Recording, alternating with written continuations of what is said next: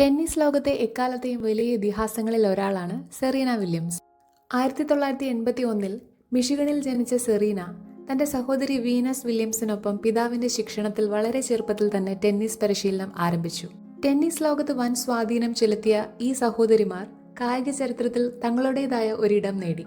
സെറീനയുടെ കരിയറിലെ ഏറ്റവും വലിയ നേട്ടം 23 ഗ്രാൻഡ് സ്ലാം സിംഗിൾസ് കിരീടങ്ങൾ സ്വന്തമാക്കിയതാണ്. ഓപ്പൺ ഇറയിൽ പുരുഷന്മാരിലോ സ്ത്രീകളിലോ മറ്റാരെക്കാളും കൂടുതൽ സിംഗിൾസ് കിരീടങ്ങൾ നേടിയ താരം അവരാണ്. Australian open, French open, Wimbledon, US open എന്നീ ടൂർണമെന്റുകളിൽ അവർ അനേകം തവണ കിരീടം ചൂടി.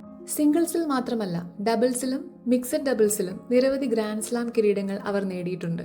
ശക്തമായ സർവുകളും അഗ്രസീവായ കളിശൈലിയും കളിക്കളത്തിലെ മാനസിക ദൃഢതയും സെറീനയെ വേറിട്ട് നിർത്തുന്നു. കായിക ലോകത്തെ സ്ത്രീ ശാക്തീകരണത്തിന്റെ പ്രതീകം കൂടിയാണ് അവർ.